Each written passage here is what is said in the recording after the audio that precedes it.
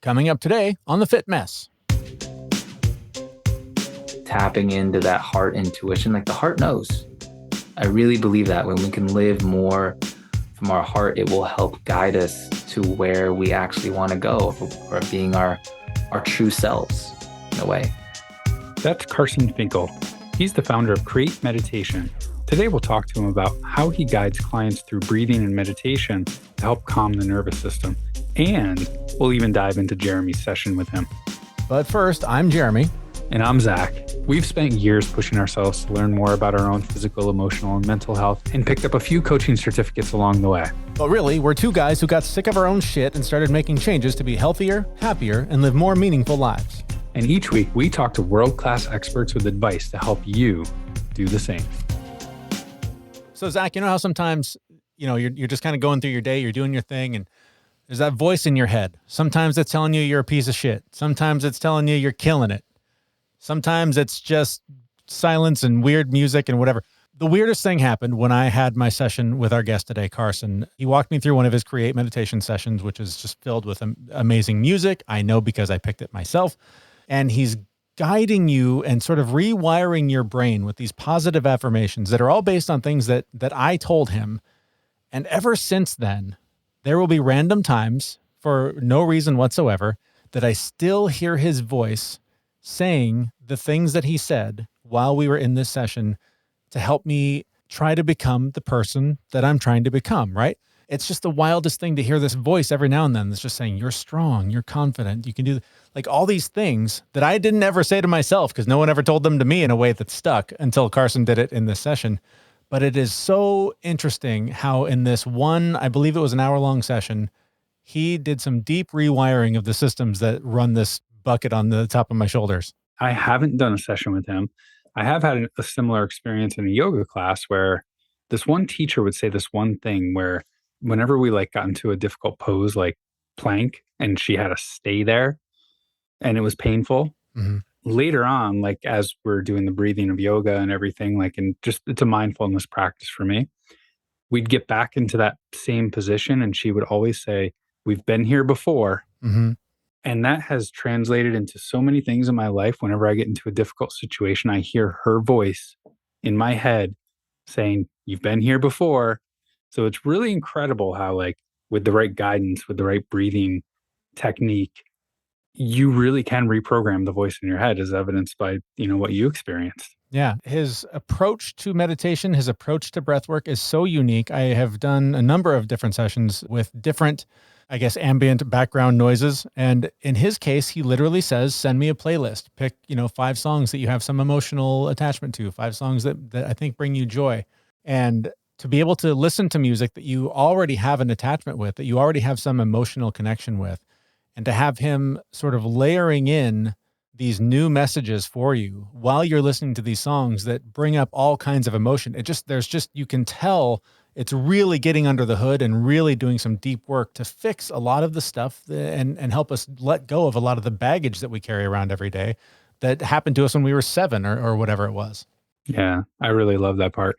So again, I haven't done my session, but I did pick my songs. Mm-hmm, mm-hmm. And I just in thinking about that, just really trying to unpack it, it's a couple of the songs that I picked were songs that were emotional to me when I was 5 or 6 years old, in the hope or attempt that it was going to hit something that was buried way back then. It's very cool. I have not experienced it, but I am looking forward to experiencing this approach. All right, quickly before we get to the interview with Carson, when I'm not doing work to try and clean up my mental health, I'm doing the best I can to take care of my physical health, and that includes making sure I take my Athletic Greens every day. Now I've been on it for several weeks and I love it. It's packed with 75 high-quality vitamins, minerals, whole foods sourced superfoods, and probiotics, and it works with any diet plan, and it tastes great.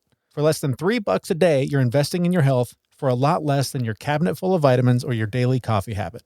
So reclaim your health and arm your immune system now with convenient daily nutrition. To make it easy, Athletic Greens is going to give you a free 1-year supply of immune-supporting vitamin D and 5 free travel packs with your first purchase. Those are so handy.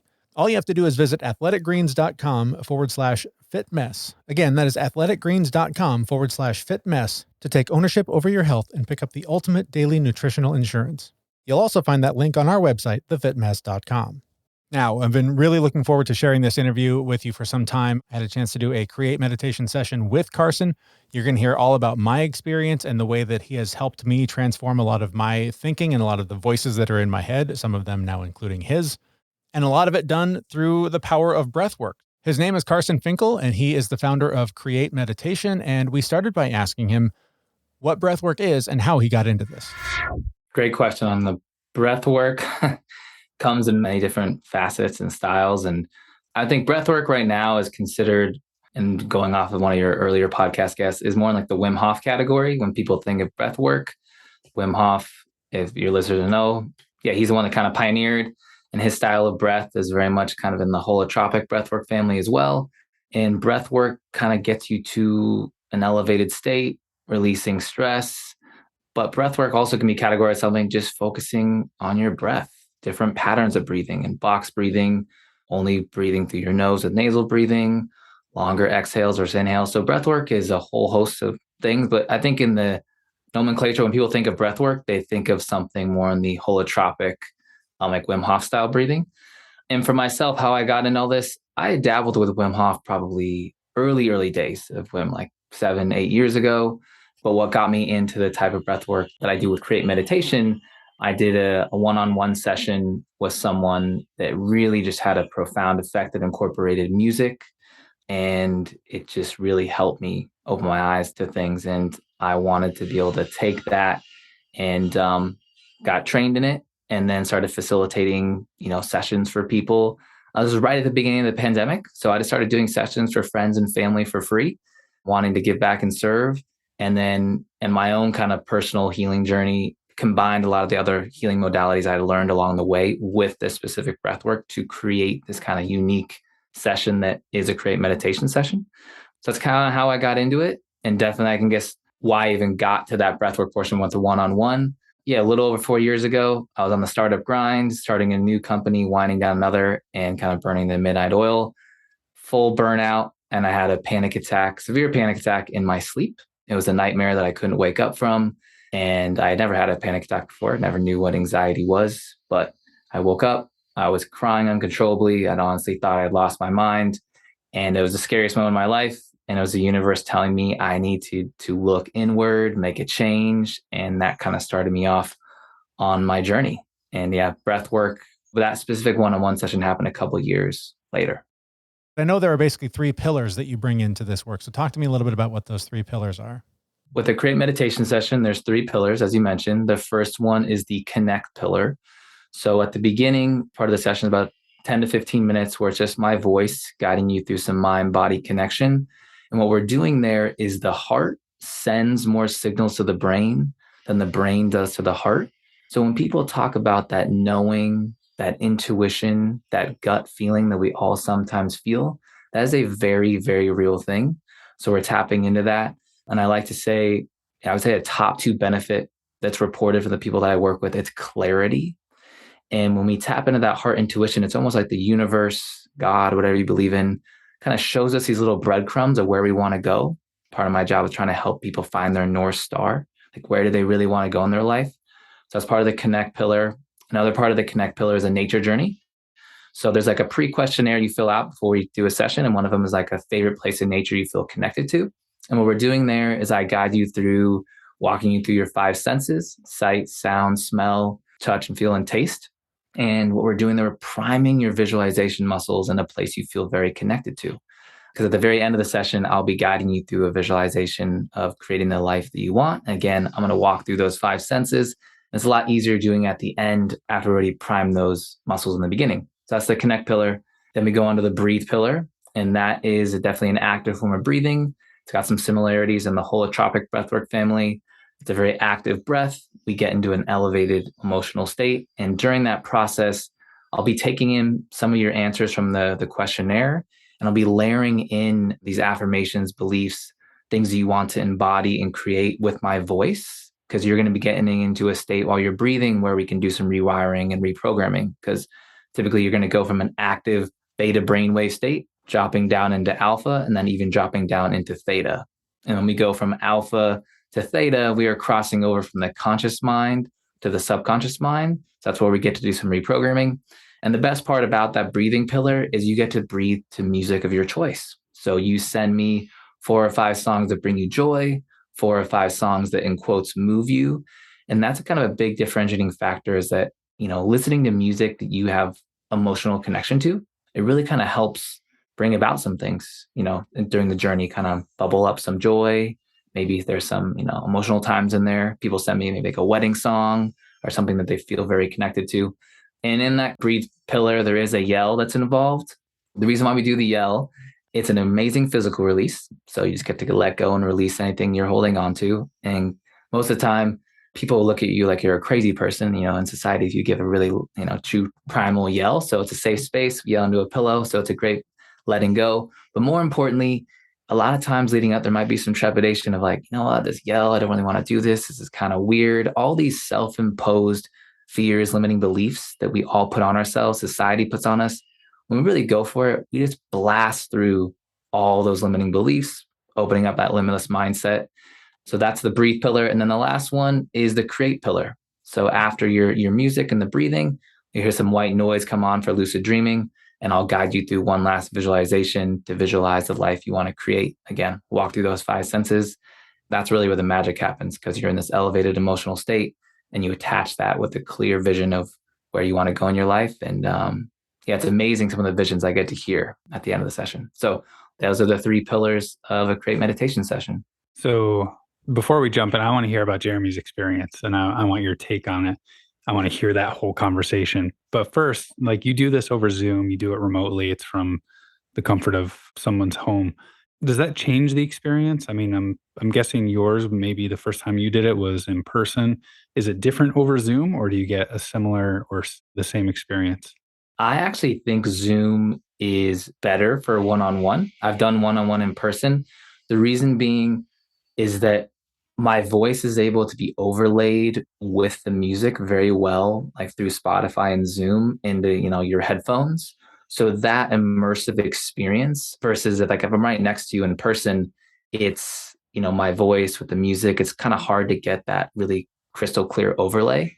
So I do like doing it through Zoom from that way, but I've done larger in-person events where I bring silent disco headphones and I got a mic and the whole thing. And that way I can bring the quality of having a Zoom experience in person, where then my voice is overlaid with the music in the headphones. Cause I think that's really key.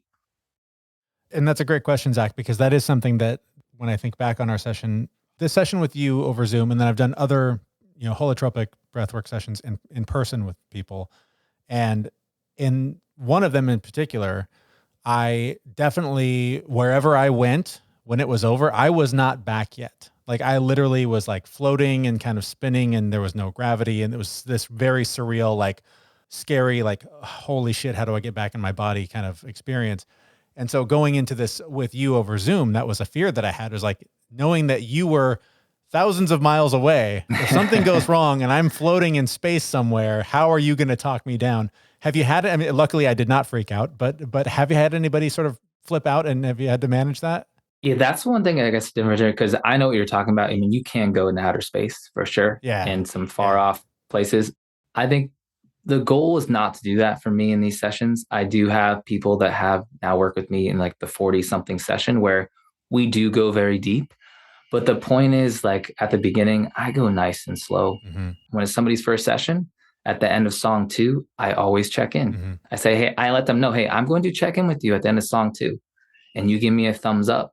You give me the thumbs up, we continue on the journey. Because I want someone to feel safe, being able to feel that they can let their guard down and let go. And I think that's a huge part about the connect portion, that pillar, because we are really getting the body to feel safe, connected.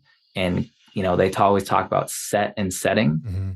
We want the setting to feel safe. And then I'm with you. And then the set, meaning your intentions, which all that's gone over, as Jeremy knows, with like the pre-questionnaire, and we go over your answers and talk for 20 or 30 minutes before we even get into any of the session portion. So great question. I will say in the first like 10 sessions I did probably, 2.5 years ago, one of my friends, thankfully you were one of my friends, I took too fast, too quickly. And it was definitely a learning experience where he had to stop because he got, the body sensations that were too intense. And so I learned, like, yeah, you don't need to take anyone that quickly. And then I tell people, if we continue working together, we will advance the techniques. We will bring in some breath holds, but out the gate, yeah. And I'd say the most important thing in any form of mindfulness, when you breathe in the same rhythm, the same pattern over and over and over and over again, that's when your mind starts to feel safe. That's when that monkey mind starts to slow down and we go from that beta to alpha to theta. And that's what we're looking for. We want to get into that state where we can reprogram the subconscious. So great question. Yeah, because I have seen people in person where they look like they're having a horrific experience and some holotropic breathwork stuff. And yeah, I don't want to take anyone down that path.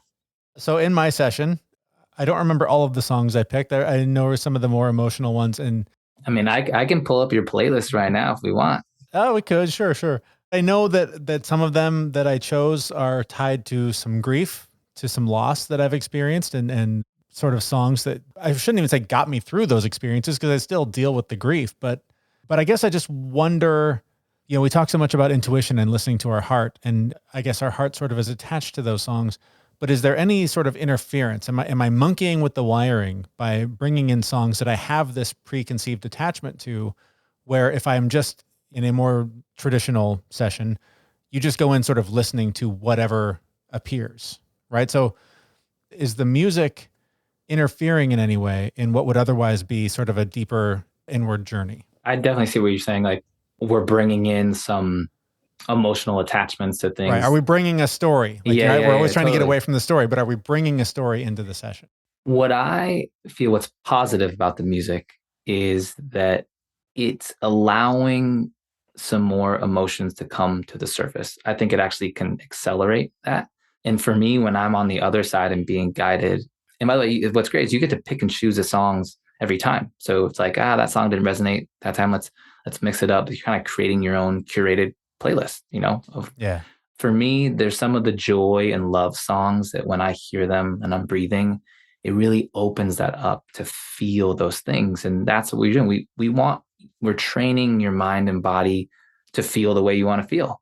So yeah, maybe if you felt you might have picked songs before that might have been in a little more darker periods of life, maybe the next time we pick some that are more of like, we want to stay all uplifted and happy. And Right. it's definitely, I find music is so an individual thing. And one of the most interesting questions I'll get from people is like, oh, is there any common songs that people send you? Mm-hmm. And it shocks me that it is so different.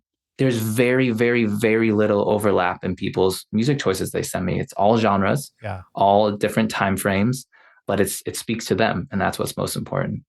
I know what Zach sent you, at least some of it. And when he told me what he sent you, I just laughed out loud. I was gonna ask because the initial songs that I sent to you, and I haven't done my session yet, but they're all over the place a little bit. Yeah, good. I just remember Celine Dion and Metallica were in the mix there somewhere. No, it's great.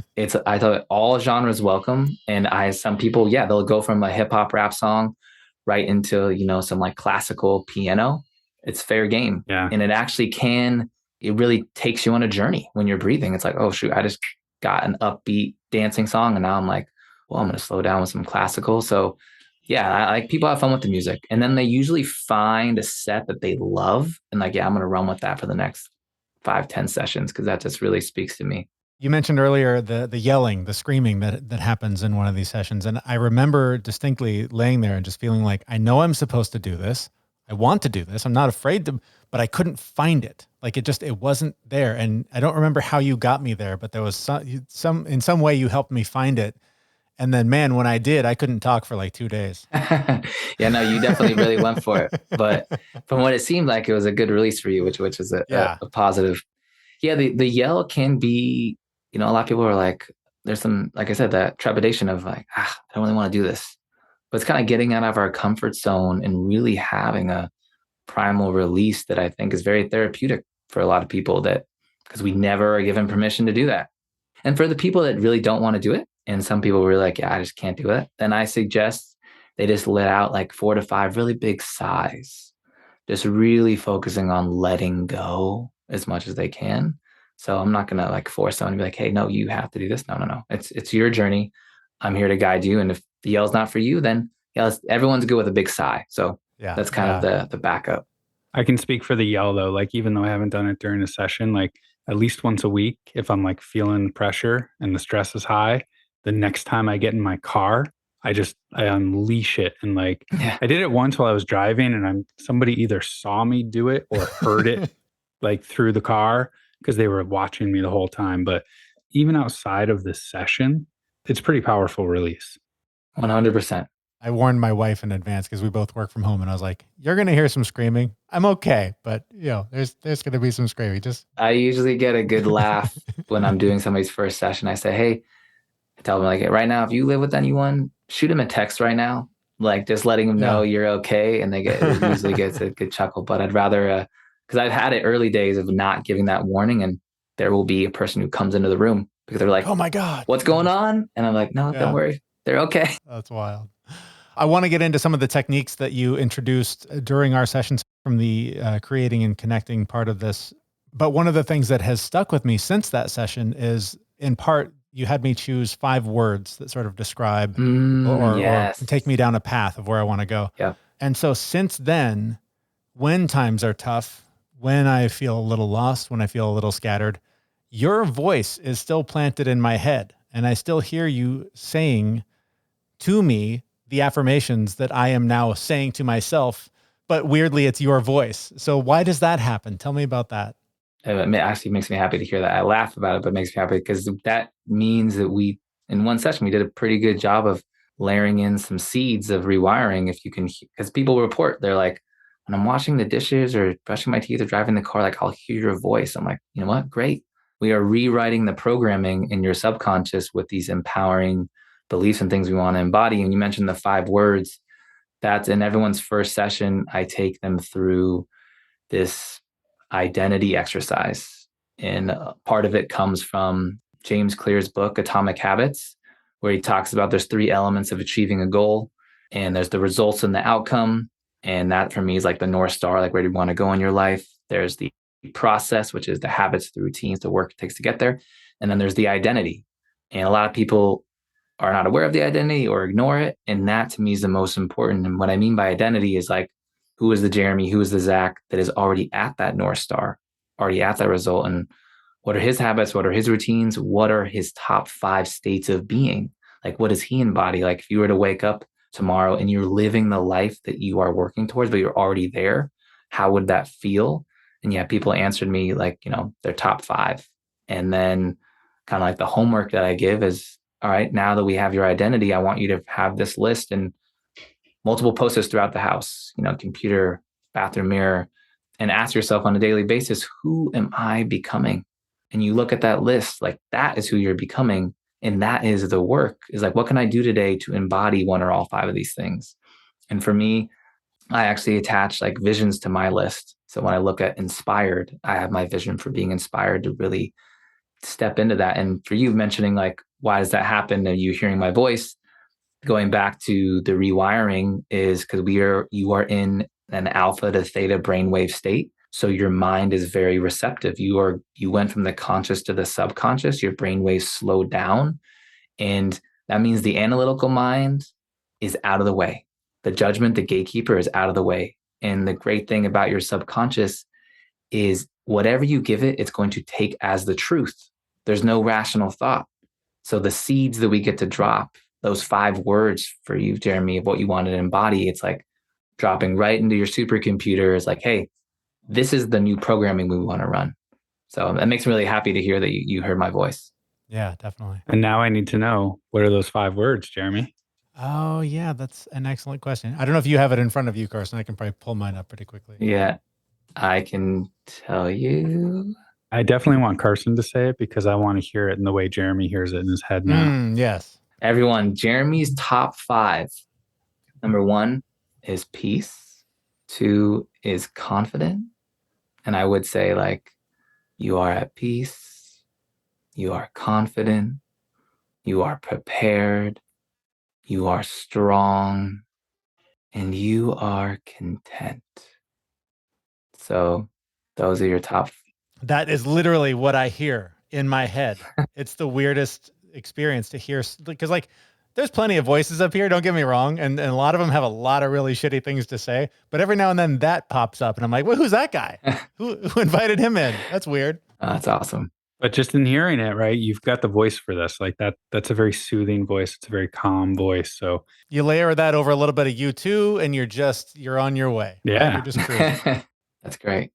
I would say the biggest influence on my work is Dr. Joe Dispenza. If you guys are familiar with his work, Oh yeah. he's amazing. Anyone listening, please just go Google him, watch him YouTube. He's the man. In all of creation and manifestation, everyone taught, it's just becoming your identity. What I mean by becoming is stepping into those states of emotion and feeling, like those 5 words. Can you feel those 5 words on a daily basis? Can you feel it energetically, what it means to be at peace, right? To be confident. And when you can do that, your life will change because you're getting into a level of energy that's signaling to the world around you, like, oh, no, this is who I am. And things are going to start to show up that match that. And that's where just like attaching whatever you can do with those words to have you practice on a daily basis to feel those things. And it can be very simple. Like I'd look at it for like 30 seconds each word and just drop into my vision in the future of like, I'll share like one for me being inspired. It's I'm on a stage guiding thousands of people. And that makes me feel really inspired in that way. So It's funny you mentioned the stage thing, because that was another element of my session that I thought was odd, is that for whatever reason, the vision that came up was me on a stage helping people, inspiring people in some way or another.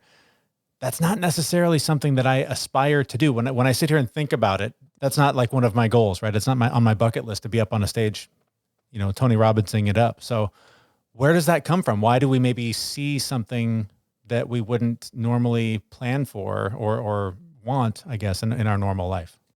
Oh, I wish I had like, the magic answer to that. Yeah. I think there's so much intuition that we're not aware of. And like I say, tapping into that heart intuition, like the heart knows. I really believe that when we can live more from our heart, it will help guide us to where we actually want to go, or being our true selves in a way.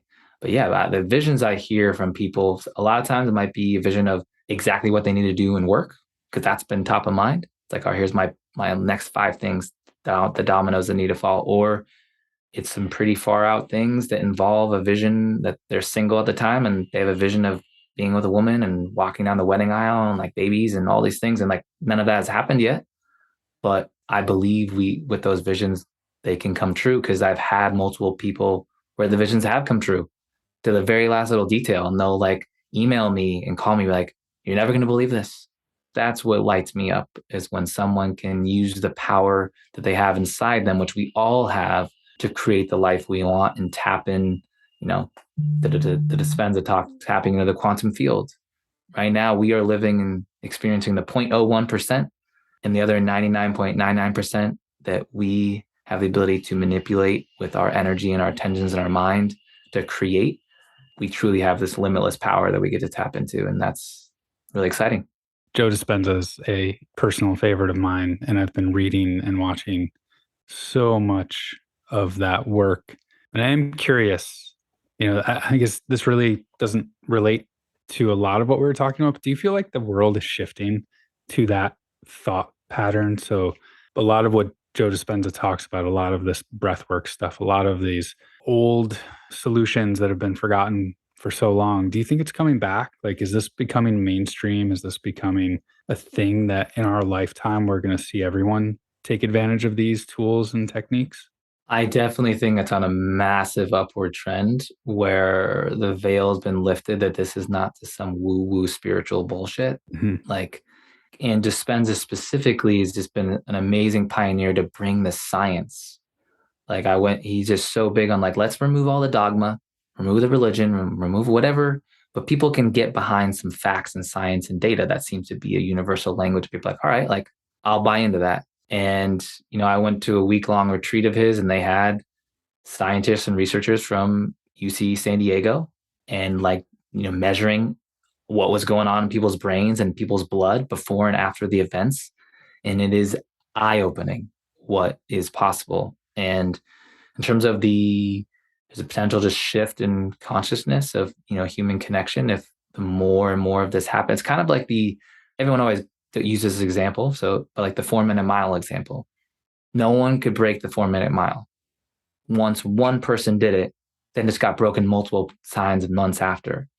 So when people see what's possible for real in person or see it in the facts and the data, some science, or like that shift in belief will really have a wave of a positive effect of what they can do and what's possible for them personally. And then as a collective, that's what's so cool to see. Like Dispenza, the events and the stories of people that have been able to overcome all sorts of cancers and health issues. And I was there witnessing people came in wheelchair bound, couldn't walk.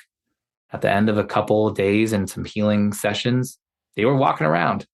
And when you see that, that's where you pierce that veil of possibility. And once you have the conviction and believe, yeah, that's why I think we just have this limitless power we can tap into. But it comes with, and he talks about this, and this is what I do working with people as continuously, is building the mental model, because this is a great example. I think this is from his Becoming Supernatural book, but I like to give the wine example. Let's say, you guys love drinking wine. And let's say I think it's grape juice, can't stand it. But we sit down together and you are sharing with me this most amazing glass of wine, and the winemaker, the year, the varietal, everything about it. And when we go to drink this purple juice, nothing's going on for me. But what's going on in your brain is 1,000x the experience. And that's because of the knowledge that you are bringing to that present moment.